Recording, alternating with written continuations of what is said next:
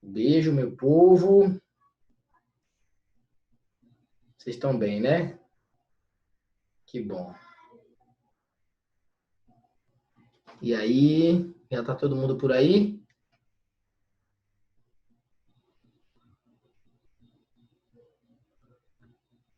Cadê essa galera? Olá, boa noite.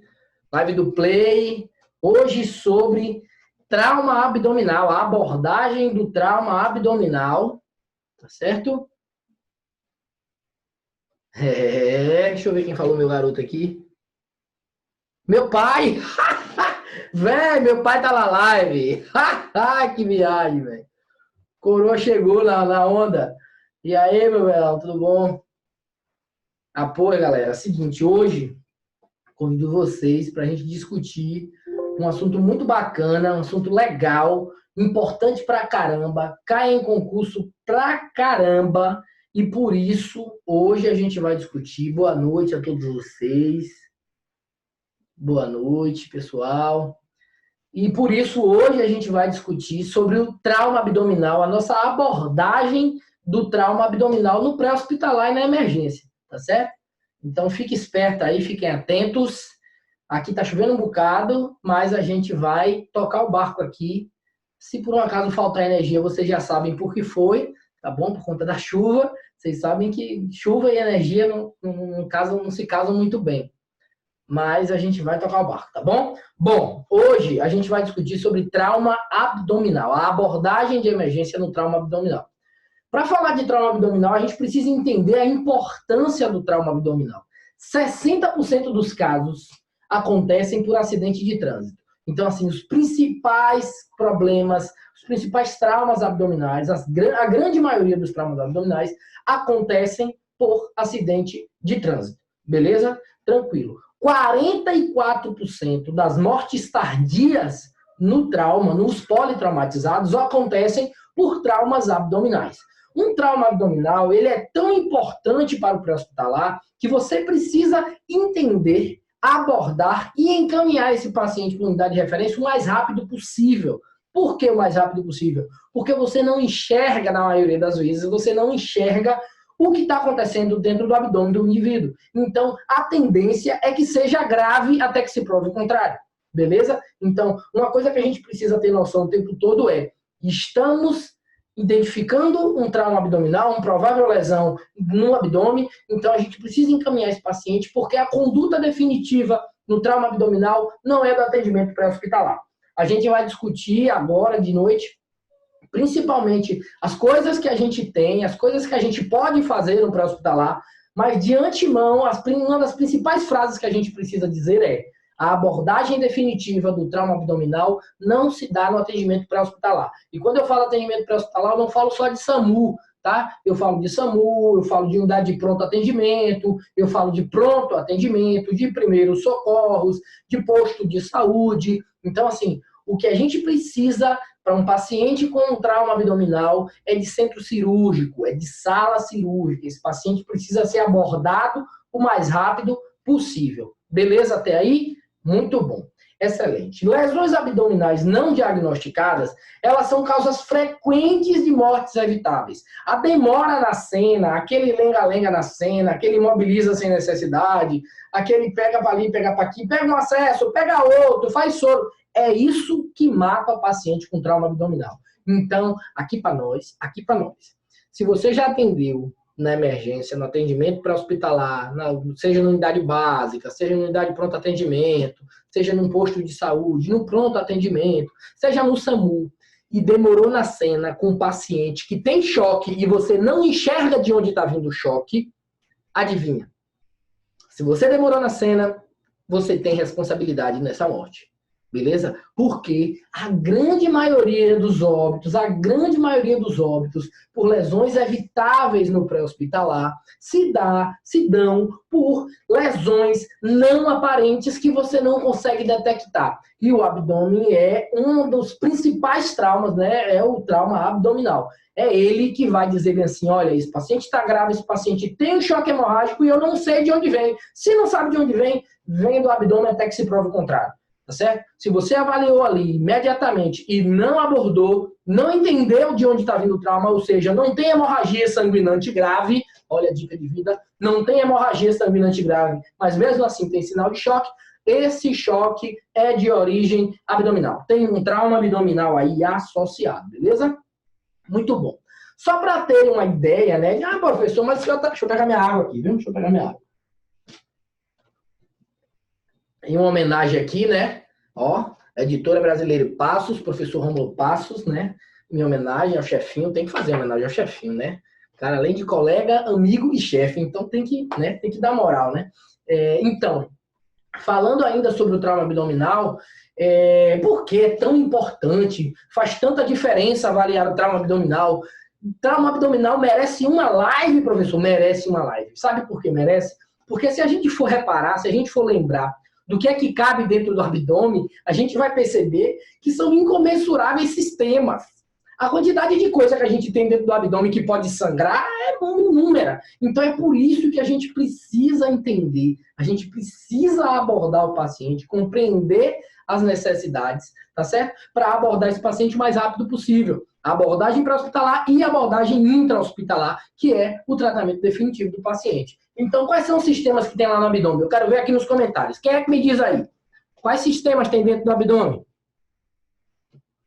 Diga aí. Quero ver aí. Quais são os sistemas que tem dentro do abdômen?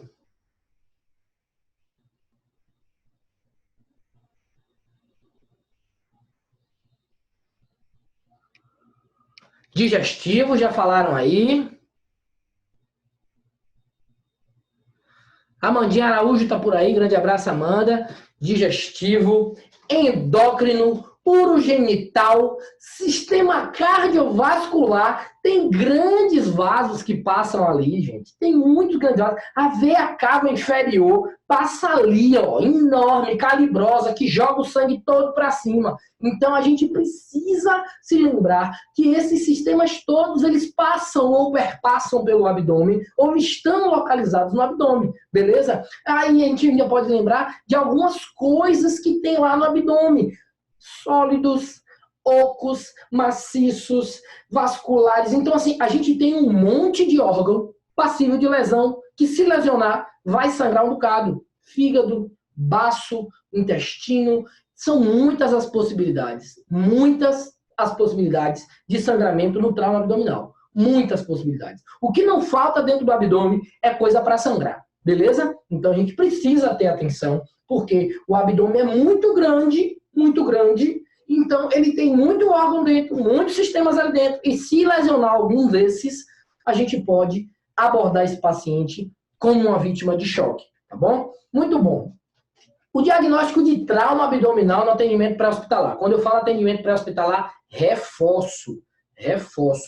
O diagnóstico de atendimento de trauma abdominal no pré-hospitalar não significa apenas SAMU, significa UPA também, pronto atendimento, postos de saúde, unidade básica de saúde, posto de saúde da família. Isso tudo é atendimento pré-hospitalar, gente. A gente não pode se limitar em pensar que a APH é SAMU. Não pode. A APH móvel é SAMU. A APH fixo são todos esses outros que eu falei. A atenção básica é toda a APH fixa, gente. Então, a gente precisa entender isso. Não é porque você não é emergencista que você não precisa entender isso. Porque o paciente, ele pode morrer em sua frente e é uma morte evitável. Pode ser que seja uma morte evitável. Então, se você pode inibir essa morte desse paciente, a gente precisa abordar. Tá certo? Então, assim, o que é que nos diz no atendimento pré-hospitalar se esse paciente tem um provável trauma abdominal? Primeiro, o mecanismo do trauma, tá certo? Como foi que se deu o mecanismo do trauma? Foi um capotamento? Foi uma queda de moto? O paciente bateu a barriga no volante. Muito comum em caminhoneiro, por exemplo, nos acidentes de trânsito em caminhoneiro, né? Porque os caminhoneiros geralmente não têm muito tempo para atividade física. Meu pai está aqui que não me deixa mentir.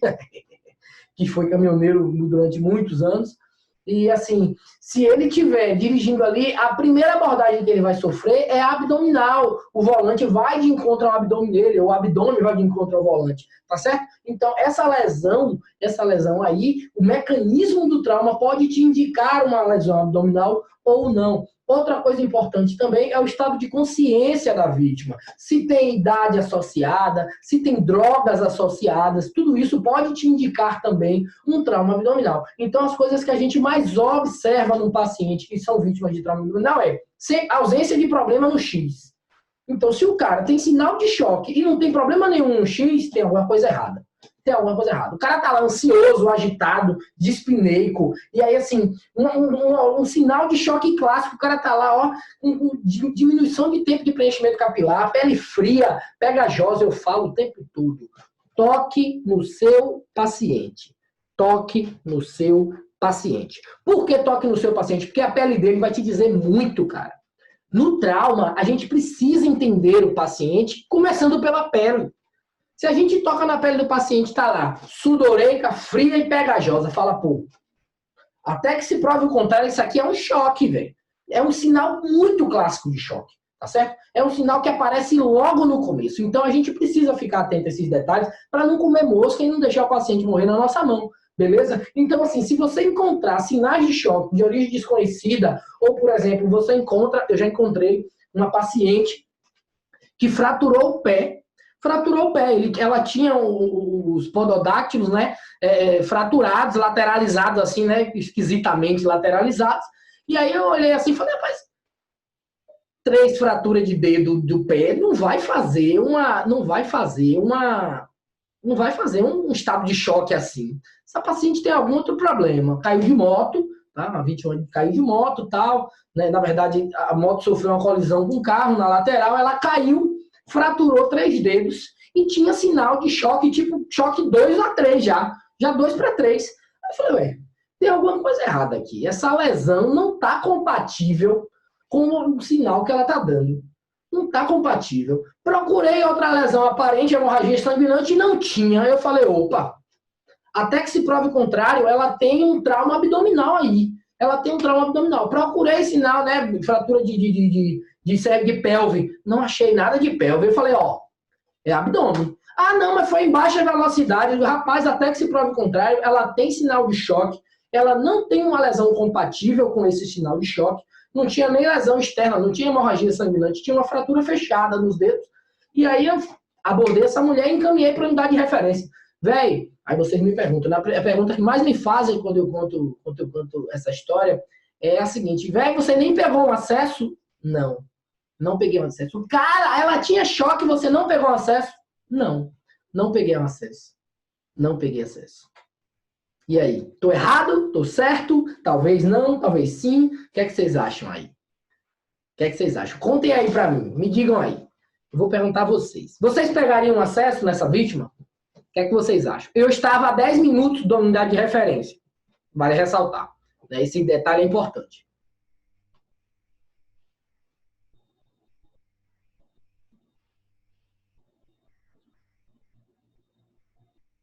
Defesa voluntária e involuntária também é difícil de visualizar às vezes. Eu não peguei o contexto aí, não. Deve ser a resposta de alguma pergunta aí. Você pegaria? Alguém disse que não pegaria. Se fosse possível, sim. Sim. Levar logo para o hospital. Sim. Choque interno não pode. Não dá para correr o volume sem fechar o furo. Ei, Amanda Veadão, aí é testada demais. Ei, bagaceira. Aí é da mesma matéria que eu, aí não tem jeito não. Aí é feita da matéria, da mesma matéria.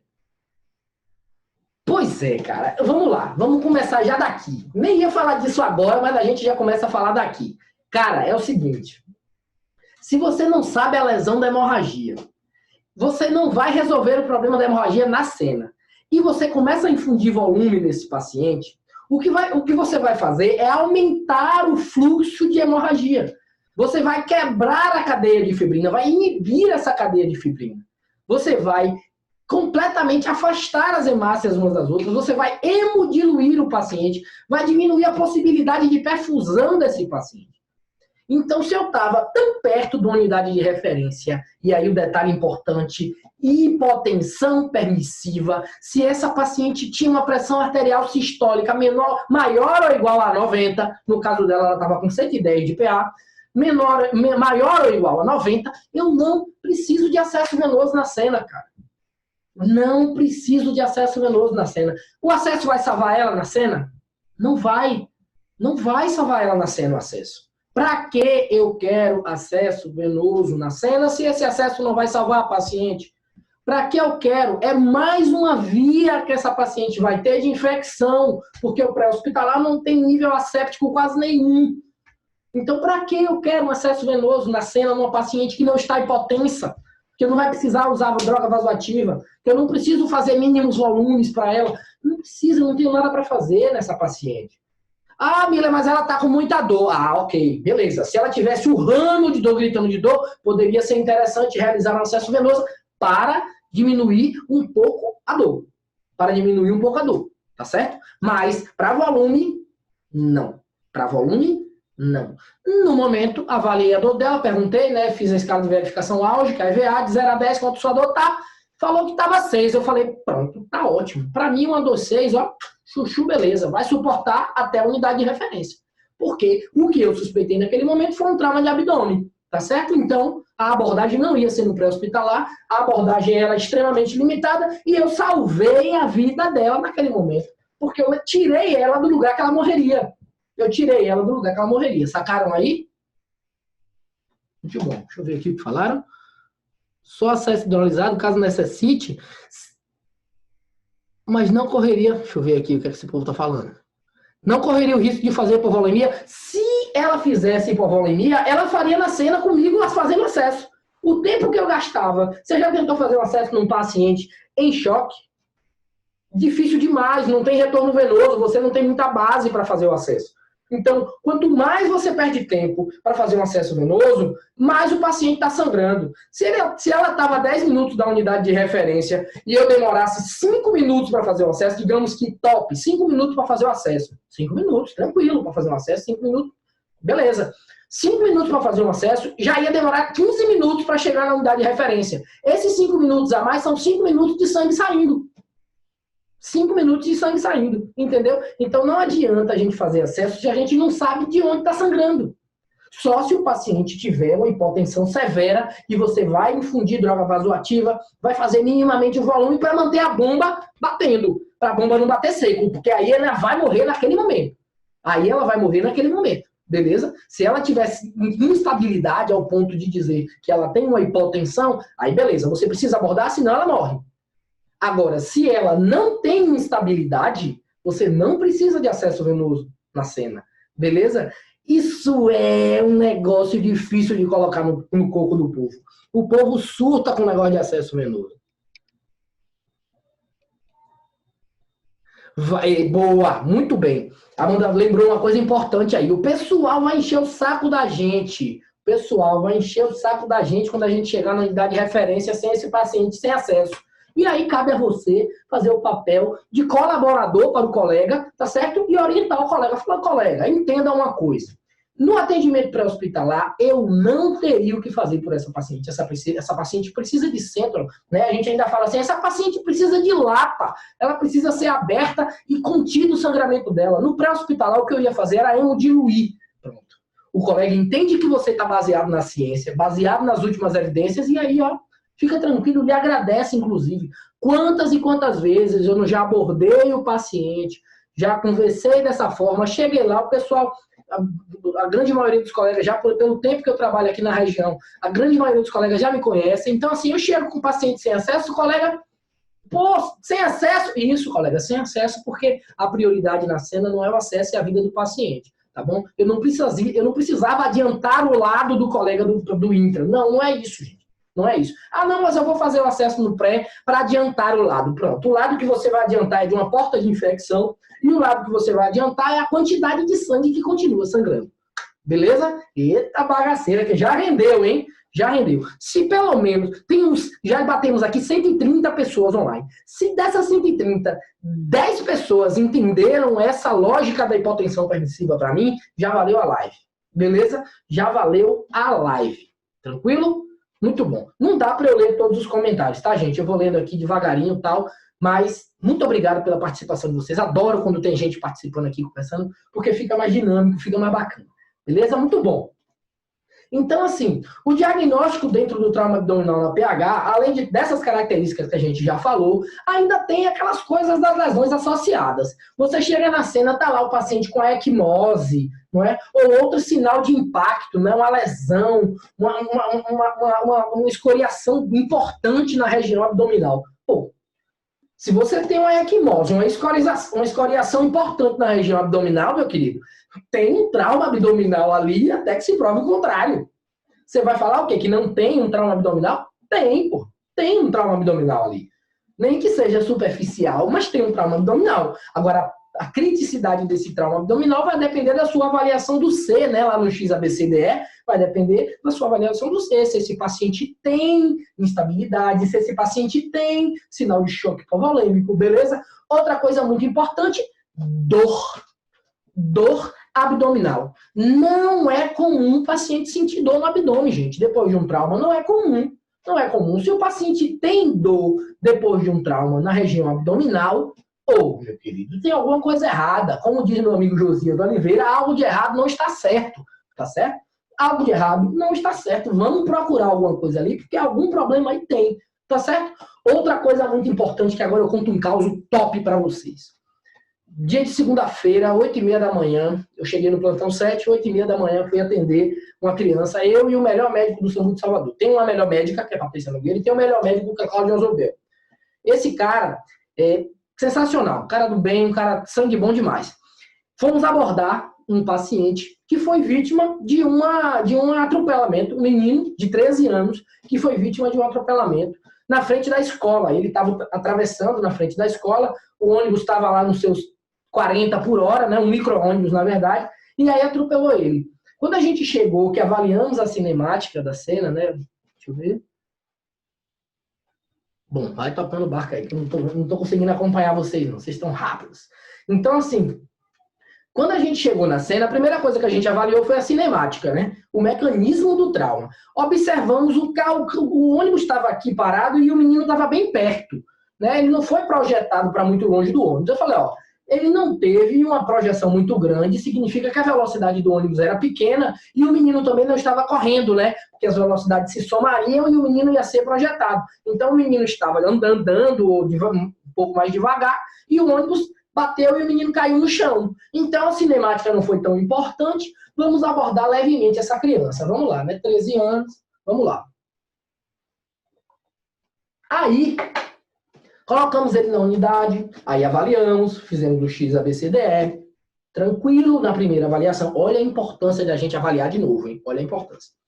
Tranquilo na primeira avaliação, menino lúcido, orientado, eu pinei, verbalizando, me deu o número do telefone da mãe, liguei para a mãe, conversei com ela, acalmei ela veio em direção à criança, beleza.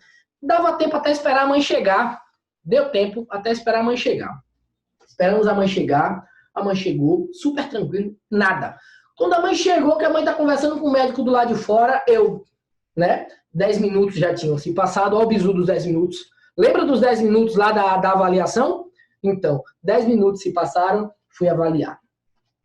Fui avaliar o menino de novo. X, beleza. A, beleza. B, beleza. C, pele fria? Como assim pele fria? Ele não tinha pele fria. Por que ele tá com pele fria? Abri a porta da ambulância e perguntei ao médico. Falei, cara, na avaliação do C tinha pele fria? O médico, não. Eu falei, eita, pele fria. Aí o D, aí eu passei pro D. Quando eu passei pro D, eu falei, e aí, rapaz, você lembra do que aconteceu? Ele bola chiclete de maionese. Eu falei, ferrou. Ferrou. Ferrou. Tem um trauma abdominal associado. Por quê? Porque não tinha TCE aparente, não tinha lesão no A, não tinha hemorragia sanguinante grave, não tinha alteração no B, e ele começou a ter um sinal de choque, pele fria, pegajosa, com a sudoresezinha bem fria, e começou a fazer alteração do nível de consciência. Falei, opa, suspende, entra todo mundo, fecha as portas e embora correr. Assim aconteceu. Entramos todos na ambulância, fechamos todo mundo sem segurança e saímos disparado para o hospital de referência, o Hospital Geral daqui de Salvador. E aí, ó, sebo nas canelas. Eu lembro que esse dia o condutor, o socorrista que tava com a gente, o colega que tava com a gente, levou um retrovisor ainda. Pá! Levou um retrovisor. Falei, bagaceiro. Depois a gente veio e saiu. O importante é que o menino tá sangrando, vamos encaminhar. vamos encaminhar. Quando chegamos na unidade de referência, a primeira queixa foi essa aí que a gente já discutiu. A primeira queixa foi, cadê o acesso desse menino, gente? Cadê o acesso desse menino? Eu falei, ó, ele não precisava de acesso na cena. O que ele precisa de agora, o que ele precisa é de tomografia e sala, porque ele está alterando o nível de consciência. Ele perdeu 2 pontos na escala de Coma de Glasgow depois de 10 minutos de uma avaliação. Não é normal, ele está chocando. Adianta o lado. Aí o cirurgião pediátrico me ouviu, falou, opa, peraí, vamos logo para tomo, da tomo, leva para o centro. Pronto, assim foi. Resultado, o menino teve uma lesão renal. Ele estourou uma veia renal. Ele estourou. E sangrou pra caramba. O moleque perdeu um rim. Ele perdeu um rim. No momento, a lesão, digamos assim, o calibre da veia não era tão grande assim. E aí, assim, ele não teve tanta repercussão naquele momento, na primeira avaliação. Ou seja, ali dentro de 10, 15 minutos que a gente chegou na cena, não teve tanta repercussão. Mas depois de 10 minutos, na segunda avaliação que a gente fez, tá lá os sinais de choque. Linha na pipa, encaminhando para a unidade de referência. Hoje o menino está super bem, vivendo tranquilamente com um rim só, mas está tranquilo, tá? Tranquilo. Então, assim, é extremamente importante que a gente observe, principalmente, dor, equimose ou outros sinais de impacto e distensão abdominal. É fácil avaliar a distensão no pré-hospitalar? Não é, porque a gente não tem o parâmetro prévio do paciente. A gente não tem, por exemplo, quando é que esse paciente tem um abdômen plano. Ele tinha um abdômen plano ou já era globoso? Pronto. A sua avaliação vai partir a partir do momento que você olhou o paciente pela primeira vez. Você bate o olho, esse menino mesmo, por exemplo, ele tinha uma alteração, ele tinha uma distensão abdominal associada, porque ele distendeu o abdômen na nossa frente. É um menino magro, e aí começou a fazer uma distensão abdominal, né, entre flanco e abdômen, começou a fazer uma distensão. Falei, não é. Ele tinha um abdômen plano, não tá errado isso aqui, vamos encaminhar. E aí a gente, ó, linha na pipa. E foi o que salvou a vida do moleque. Foi a gente reavaliar e encaminhar o mais rápido possível para a unidade de referência. Beleza? Gente, essa luzinha tá apagando. A luz tá boa? Me diz aí, que eu não vou nem ligar mais ela. Diga aí. A luz tá boa? Vocês estão gostando? Tá legal a imagem? Porque a luzinha apaga, coitada. Tá sofrendo. É o calor. Ótimo. Então, segue o baile. Minha prima tá aqui, ó. Bia. Como é que tá? Dá um beijo minha tia aí, viu, Tia Nieve? Dá um beijo. Tia, beijo. Quer ver? Que bom. Excelente. Então, beleza. Então, o que a gente avalia no pré-hospitalar é isso, como a gente já falou. Agora a gente fala dos principais tipos de trauma abdominal. A gente tem o principal, assim, o mais clássico dos traumas abdominais, que são aqueles traumas, né? Aqueles traumas feios de ver, né? Os traumas abertos. O que são traumas abdominais abertos? É isso que você está pensando. É lesão que tem evisceração, é lesão, por exemplo, de ferimento penetrante por arma de fogo, por arma branca. Geralmente, a arma branca ela tem baixa energia, né? Uma facada, uma chuchada tem baixa energia e gera uma laceração no abdômen. A arma de fogo, ela tem uma transferência de energia cinética muito grande e ela gera o quê? Ela gera uma laceração? Não, ela gera uma cavitação, não é? O paciente cai por conta dessa energia e também há uma fragmentação. Tem projéteis, né, de arma de fogo que eles se fragmentam e fazem isso, se dissipam dentro do indivíduo. Olha que maravilha. Primeiro impacto, ele se fragmenta e faz isso. Aí é casco de bala para tudo quanto é lado e romper vaso, e osso, e músculo, e o que tiver na frente ele vai rompendo. Então, os traumas de ferimento aberto geralmente são os ferimentos penetrantes, não é? Que aí vai variar o quê? Vai variar de quê? Quando é importante, quando não é importante. Todo paciente vítima de facada no abdômen morre? Não.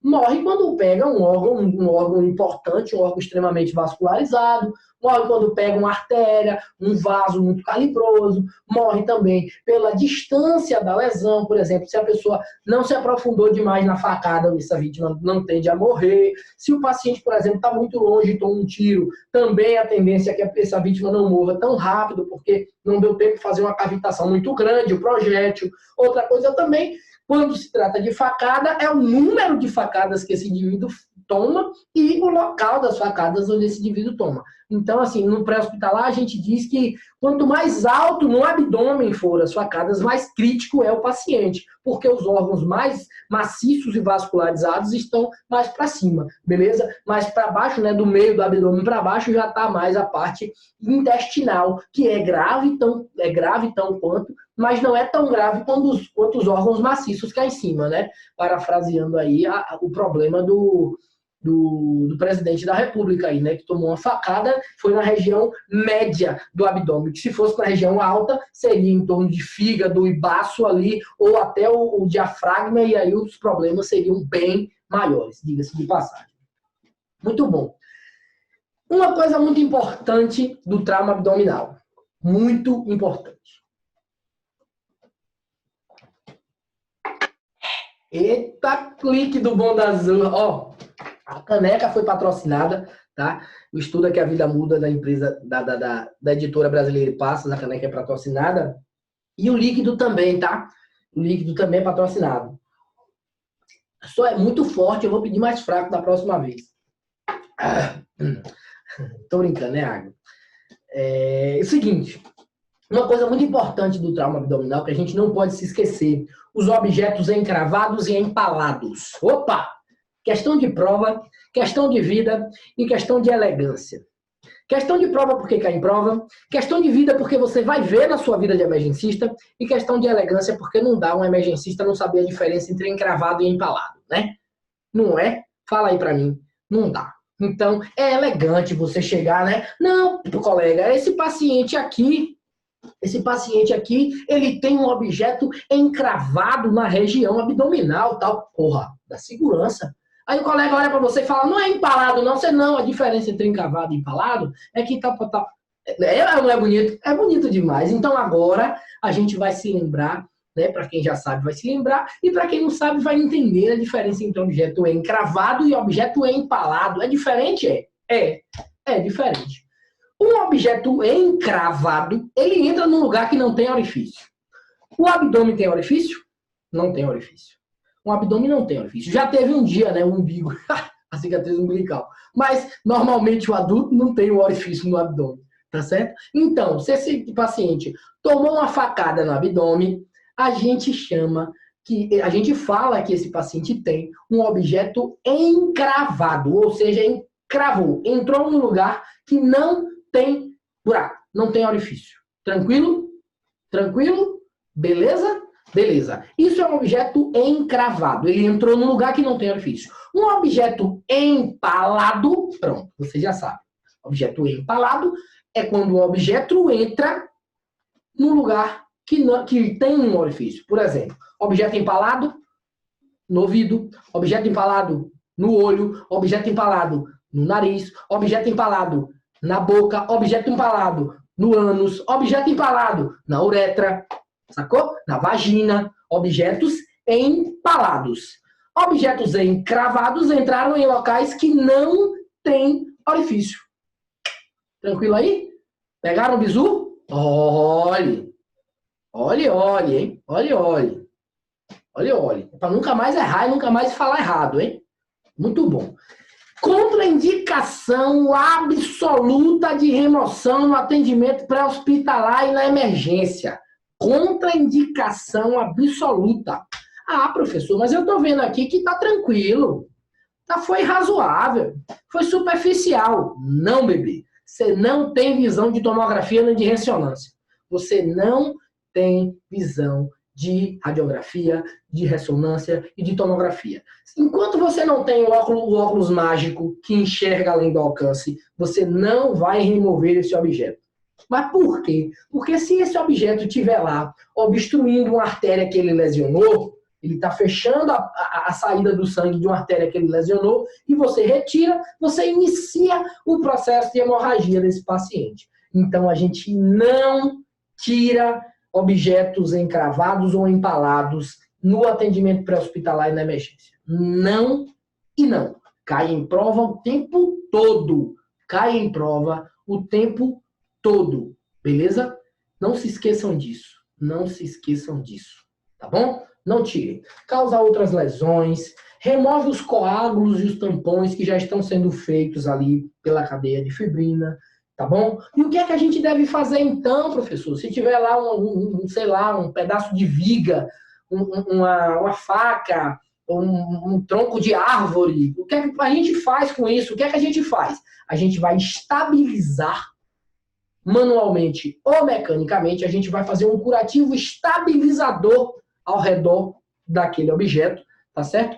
A gente não vai palpar o abdômen. Eu tenho um meme show de bola, adoro aquele meme que eu tenho, que é sobre a palpação do paciente com trauma abdominal. A gente não palpa o tórax, o abdômen do paciente com lesão aberta. Se a lesão está aberta, se tem um objeto encravado, a gente não vai palpar esse abdômen de maneira nenhuma, tá certo? De forma alguma a gente vai palpar esse abdômen. Tranquilo? Ah, mas por que, professor? Porque aí você pode fazer as mesmas coisas, remover coágulo, remover tampões, causar outras lesões, beleza? Muito importante que a gente estabilize esse objeto para ele não ficar se movimentando, nem entrando, nem saindo. A gente estabilize ele com um curativo estabilizador, tá bom? E dê suporte, apoio emocional à família e ao paciente, porque é uma cena dantesca, é uma cena feia. A gente vai enxergar o paciente com o objeto ali e não vai tirar, não vai tirar. O que a gente vai fazer é o que o colega falou aqui, Gabriel falou, Gabriel que falou, é para estar com o centro cirúrgico esperando esse cara. Na ambulância a gente não tem centro cirúrgico, na emergência fixa a gente não tem centro cirúrgico, na UPA a gente não tem centro cirúrgico. Não inventa moda, tá bom? A gente vai dar apoio psicológico à família e ao paciente, estabilizar aquela lesão e encaminhar para a unidade de referência, tá bom? Muito bom. Uma coisa importante também, beber um pouquinho de água aqui que a garganta falhou. Uma coisa importante também das lesões dos traumas abdominais é a evisceração, né? É quando sai as tripas para fora. Vocês conhecem como tripa? Eu conheço como tripa. Vocês conhecem como intestino delgado, intestino grosso? Pois é tripa do mesmo jeito. Então, quando a gente tem evisceração das vísceras do paciente, a gente vai sempre cobrir a víscera com uma compressa estéril umedecida com solução salina. Ou seja, a gente vai umedecer uma compressa estéril e vai colocar por cima daquela víscera. Ah, eu tenho um plástico específico para colocar a víscera eviscerada, né? Para fora. Ok, a gente vai envolver essa víscera com um plástico específico para isso. É um plástico estéril que a gente vai envolver a víscera que está eviscerada. Beleza? Mas jamais, nunca, em hipótese alguma, você vai na vida colocar uma víscera dessa para dentro, hein? Por favor, nunca coloque a víscera para dentro, tá bom? Beleza. Por que a gente não pode botar a víscera para dentro? Se a gente colocar a víscera para dentro, a gente vai estar colocando junto com essa víscera todas as infecções possíveis e imagináveis que essa víscera estéril entrou em contato e adquiriu com o meio externo. Então, a gente não vai colocar essa víscera, mas é só uma pontinha. Whatever. Não coloque para dentro de forma nenhuma. Não, mas é só um pedacinho. Não. Não e não. Beleza? Não pode colocar para dentro. Pode contaminar. Exatamente o que falaram aqui, Monique falou. Pode contaminar? Não. Vai contaminar. É fato que vai contaminar. Então, o que é que a gente vai fazer? A gente vai cobrir as vísceras com a compressa umedecida com solução salina. E essa compressa umedecida a gente vai manter coberta também com uma outra compressa seca. Porque quando a gente mantém essa outra compressa com a compressa seca, a gente limita a perda de calor dessa víscera, beleza? Então a gente vai manter a temperatura dessa víscera o máximo que a gente puder e encaminhar para a unidade de referência. A gente não tem muito o que fazer na cena, beleza? A gente não tem muito o que fazer na cena, entendeu? O muito que a gente tem que fazer é enxergar, detectar e encaminhar. A gente costuma dizer o seguinte no pré-hospitalar: se você identificou uma lesão que você não consegue tratar, ela já está tratada. Aonde? Na unidade de referência. Você tem que estar a caminho, bebê. Sacou? De novo, se você identificar uma lesão que você não pode tratar, ela já está tratada. Vá para a unidade de referência. Trate ela na unidade de referência. Você não pode deixar de abordar uma lesão que compromete a vida do indivíduo naquele momento. Mas a sua abordagem, se ela for insuficiente, você precisa encaminhar para a unidade de referência. Não adianta querer fazer ciência no momento da crise.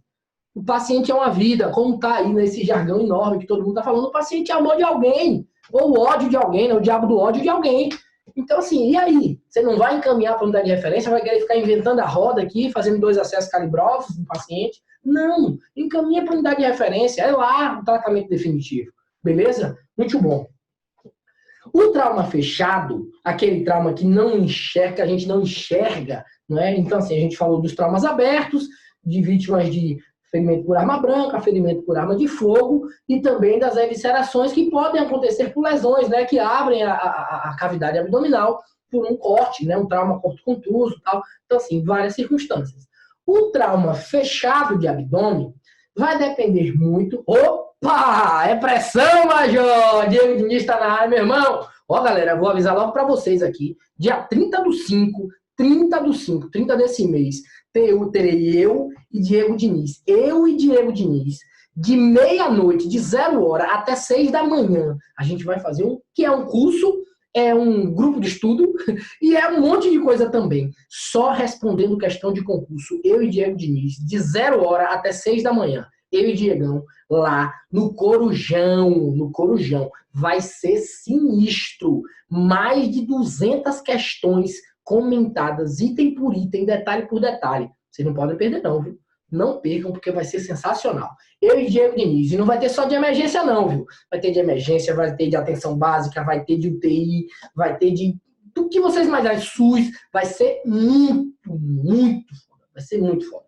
Top demais. E com o Diego, né, velho? Com o Diego. Então, não percam, porque vai ser muito top, vai ser massa, beleza? Muito bom. Para falar dos traumas fechados, a gente lembra que o trauma fechado, a importância do trauma fechado, vai depender da velocidade desse trauma, do local do impacto desse trauma, né? Óbvio, né? A parte posterior desse trauma, a intrusão que o abdômen sofreu, se o dispositivo de segurança estava adequado ou não, porque, por exemplo, tem cintos de segurança que, se não tiver encaixado, se não tiver adequadamente encaixado, ele pode fazer lesão. E mesmo o dispositivo de segurança no lugar certo, no lugar apropriado, a depender do impacto da velocidade, ele pode fazer uma lesão, um trauma fechado no abdômen. Então, a gente precisa ficar atento também para a utilização dos dispositivos de segurança e das lesões que esse dispositivo nos mostra no momento que a gente está avaliando a cena, beleza? A posição do indivíduo também, onde ele é encontrado, como ele estava dentro do veículo, se ele estava deitado, sentado, em pé, de cócoras, de cabeça para baixo,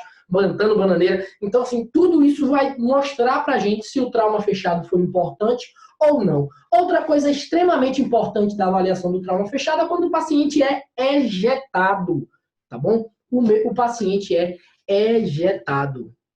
Isso, Júcio, perfeito. Quando o paciente é ejetado, esse paciente tem uma possibilidade incomensurável de ter um trauma fechado de abdômen. É aquele cara que não tem uma lesão aparente, não tem uma facada, um tiro, uma evisceração, mas ele tem um choque em curso e você não sabe de onde vem. Pronto. Se você não sabe de onde vem, bebê, abdômen. Até que se prove o contrário, abdômen. Beleza? Muito bom. Além disso, né, além dos traumas fechados, o que a gente pode fazer, né, o que a gente pode pensar que possa gerar um trauma fechado é se houve uma compressão, né, dos objetos sólidos com as vísceras. Porque, por exemplo, no volante lá do caminhoneiro que a gente falou, o volante é um objeto duro, é sólido, está ali na frente. E aí a coluna vertebral é outro objeto duro. E quem é que está no meio? As vísceras. O que está no meio é o fígado, é o baço, é o intestino, é a veia, a cava. Então, quando tem um objeto duro na frente e um objeto duro atrás, o que está no meio sofre a compressão, sacou? Então, essa compressão que os objetos do meio, né, que os órgãos do meio sofrem, é que gera o trauma fechado no abdômen, beleza? Então, assim, a força do cisalhamento também, a força de de rebote que esse paciente sofre também é importante para avaliação. Geralmente tem lesões de órgãos sólidos ou vasos devido à tração dos ligamentos e os vasos, né? Porque quando você faz uma força importante de cisalhamento, esses vasos, eles tendem a fazer uma movimentação para lá e para cá. Então, essa tensão que você faz no vaso, nessa tração, é que pode romper o vaso, beleza? Muito importante também é o trauma fechado devido à fratura, bebê. Fratura. Quando você não avalia bem o B,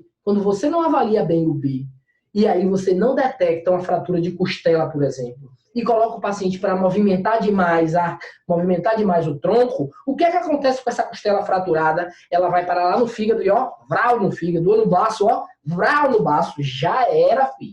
Já foi. Pegou um órgão maciço, extremamente vascularizado. Então, muito cuidado com as lesões secundárias à fratura, porque esse paciente pode ser vítima de um trauma, de um problema do B, e que por falta de avaliação se tornou um problema também do C, tá bom? Então, é muito importante que a gente avalie. Bom, para falar de um outro problema sério, né, é daqui da região abdômeno-pélvica, não é? São as fraturas pélvicas. Ah, professor, mas fratura pélvica envolve o abdômen também? Sim, o abdômen, ele compartilha com a pelve vários sistemas. Então, se tem uma fratura pélvica, você pode lesionar alguns órgãos do sistema abdominal, dos sistemas que envolvem o abdômen também. Então, assim, para fraturar a pelve, né, a energia muito provavelmente é significativa, ou seja, é muito pesado, muito forte para fraturar a pelve. Geralmente tem várias outras lesões associadas. Uma hemorragia pélvica sangra o sangue todo do indivíduo. Então, se a gente identificar uma lesão pélvica, a gente precisa abordar esse paciente o mais rápido possível.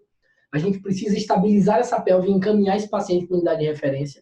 Porque se essa pelve sangra, ela sangra 5 litros e aí vai sangrar o sangue todo do paciente, a depender da lesão, porque passa muitos vasos calibrosos por essa pelve, então você precisa ficar esperto, precisa ficar atento aos problemas de fratura pélvica, tá certo? A inspeção, geralmente o que é que a gente enxerga quando há uma fratura pélvica? A gente tem uma assimetria no tamanho das pernas do indivíduo, a gente tem uma rotação externa, o paciente está com a perna assim e outra assim, ó, os pés, um assim e outro assim, ou mais curto, opa, tem algum problema ali, tem alguma lesão ali. Então, assim, o que é que a gente faz no pré-hospitalar? A gente faz uma palpação do anel pélvico, tá certo? Para procurar a instabilidade pélvica. A gente pode também fazer o exame retal, geniturinário ou vaginal e também tocar a próstata desse paciente. É o comum, professor, no atendimento pré-hospitalar, vocês fazerem todos esses exames? Não, não é comum. A gente geralmente procura uma lesão pélvica. Se o paciente tiver uma instabilidade importante, a gente encaminha para a unidade de referência o mais rápido possível. Se o paciente não tem uma instabilidade importante, se a gente não vai abordar a pelve desse paciente, a gente abordou a pelve e não encontrou, está em dúvida, aí a gente pode dar sequência aos outros exames. Mas não necessariamente no atendimento pré-hospitalar a gente vai precisar fazer todos esses exames. A avaliação do anel pélvico, né, a palpação do anel pélvico, procurando crepitação no anel pélvico já é mais indicado no atendimento pré-hospitalar. Perguntarem aqui em qual etapa.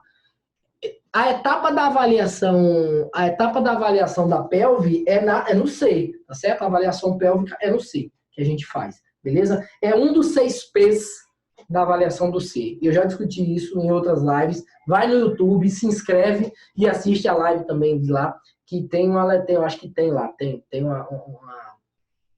tem uma live lá que eu falo sobre os 6 P's da avaliação do C, beleza?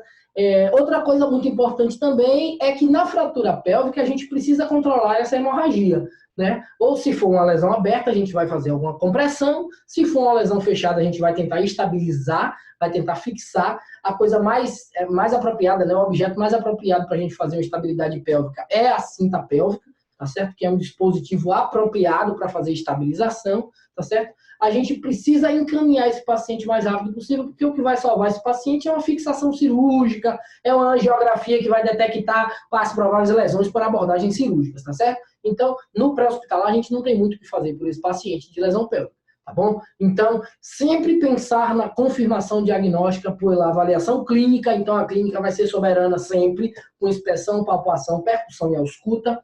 Abordar também a cinemática do trauma, é extremamente importante, que a gente enxergue a cinemática do trauma. Se a gente tiver à nossa disposição, né, a ultrassom FAST, a procura de líquidos livres em cavidades também é extremamente importante. Aí tem as outras possibilidades no intra-hospitalar, o lavado peritoneal, né? Então, assim, há possibilidade, mas também ele não é tão utilizado por alguns cirurgiões, porque ele não identifica o sítio, né? Não identifica lesões retroperitoneais e também não avalia também lesões diafragmáticas. Então, a gente pode lançar mão no ambiente intra de um raio-x, não é que geralmente as UPAs, os PAs têm um raio-x. Dentro do ambiente hospitalar, a gente já tem tomografia para realizar para esse paciente, que é extremamente importante. E o tratamento, para a gente arredondar e fechar a conta e passar a régua, a gente fala do tratamento das lesões abdominais, né, dos traumas abdominais, que é o XABCD do trauma, iniciar o tratamento do choque hipovolêmico o mais rápido possível. Então, se o tratamento não é no pré, é no intra, encaminha esse paciente. Oxigenoterapia, se esse paciente estiver hipoxêmico, tá bom? Hipoxêmico, então não adianta fazer oxigenoterapia no paciente saturando 99, não faz sentido, tá bom? Imobilizar sempre que possível, não restringir o movimento pélvico sempre que possível. Se a gente não tiver cinta pélvica, a gente pode utilizar o lençol, que é indicado também a utilização do lençol, né, para fazer tração pélvica. Também tem a possibilidade, é discutido pra caramba, por uma fragilidade aí nos estudos, mas já tem estudos, inclusive brasileiros, sobre a utilização do CAD invertido, não é, para fazer estabilização pélvica. Então, tem lugar, por exemplo, que não tem lençol. Então, se não tem lençol e tem um CAD, aí você vai ter que lançar mão de utilização do CAD para fazer o CAD invertido como um estabilizador pélvico, beleza? O transporte o mais rápido possível para o centro e lembrar sempre que nada pode retardar o tratamento definitivo no centro cirúrgico desse paciente. Nada pode retardar o tratamento definitivo desse paciente no centro cirúrgico, tá certo? Nada. Dicas de vida para a gente encerrar. Órgãos extremamente vascularizados, como o baço, como o fígado, quando eles são rompidos ou lacerados, eles podem levar o paciente a um choque hemorrágico assim, em minutos. Então, não subestime um trauma abdominal. Jamais subestime um trauma abdominal. Outra coisa, avaliar a pelve. Para avaliar a pelve, bebê, é uma vez. Uma vez. De preferência, o profissional mais experiente que está na cena. Beleza? Então não existe assim, não, deixa eu ver de novo. Não, vem aqui para tu ver se... Não. O profissional mais experiente da cena vai lá e faz o teste de instabilidade pélvica para saber se esse paciente tem uma crepitação pélvica ou não, tá bom? Porque senão, quanto mais você movimenta, quanto mais você mexe, maior a possibilidade de você romper um tampão e abrir novamente o processo de hemorragia. Beleza? Gostaram? Acabou. The end. Desfinito. Agora, para falar para vocês o seguinte. Quem quiser participar do Corujão, ainda temos vaga, não temos vaga, acho que temos, Diego não sei se está mais aqui, mas ainda temos vaga para o Corujão. Se você quiser participar, vai ser de 0 hora até às 6 da manhã. Vão ser 200 questões comentadas por mim e por Diego, e a gente tem participação especial de Jairo Adiesso, para discutir sobre ferida, lesão por pressão. Então é muito importante que você esteja nesse Corujão, porque vai ser o primeiro SN da vida de um monte de gente. O primeiro plantão noturno. Eu convido vocês para o nosso plantão noturno de estudo. Vocês estão pensando que o professor não estuda? O professor estuda sim. A gente vai estar no dia 30/5, de 0 hora até às 6 da manhã, discutindo 200 questões comentadas. Todos os itens das questões serão discutidos. De 0 hora às 6 da manhã. Se você dizia que não tinha tempo para estudar, se ferrou. Porque a gente arrumou um lugar logo, um horário top para você estudar. Então, é de 0 hora às 6 da manhã, dia 30. Manda, terminou aqui a live, terminou. Vá lá no meu direct e manda um eu quero. Hashtag eu quero, ou hashtag Corujão, melhor. Hashtag Corujão. Mandem lá, hashtag Corujão, para o meu direct. Mandem lá, hashtag Corujão para o meu direct, que eu vou mandar o link para vocês. Tá bom? Para vocês participarem do Corujão. Vai ter certificado, pode dividir no cartão, pode gerar boleto. Fiquem à vontade, tá certo? Mas eu garanto uma coisa, vai ser fantástico. Porque Diego está envolvido, Jairo também, não tem como não ser fantástico, tá bom? Esses caras são referências. Vou virar a câmera para vocês fazerem a nossa selfie, tá bom? E postar me marcando, tá bom? Posta me marcando, por favor, obrigado. Porque tem gente que posta e não me marca, e aí eu não vejo, tá certo? Então, beijo pra galera de todo o Brasil aí que acompanha a gente, tá bom? Grande beijo, força para vocês aí nessa quarentena. Eu espero que vocês tenham gostado, tá bom? Da nossa discussão sobre trauma abdominal. Muito obrigado para vocês, muito obrigado mesmo pela consideração de estarmos aqui. A galera lá de Maracás, meus tios, meus primos, todo mundo. Meu pai apareceu aqui hoje também. Beijo pra Bia, que é minha prima de lá de entroncamento. A galera de Itabuna, tem um primo, irmão lá em Itabuna, Ney. Grande beijo também pra galera de Itabuna. Beijo pra vocês aí, tá bom? A gente se vê. Boa noite, descansem, tá bom? Não fiquem maratonando não, tá bom? No Netflix não. Fiquem maratonando não, vai fazer outra coisa, tá bom? Obrigado, Ale, tá por aqui também. Vai ficar aqui 24 horas e depois daqui vai lá pro canal do YouTube também, tá bom? Essa discussão da gente, tá certo? Grande beijo, até a próxima.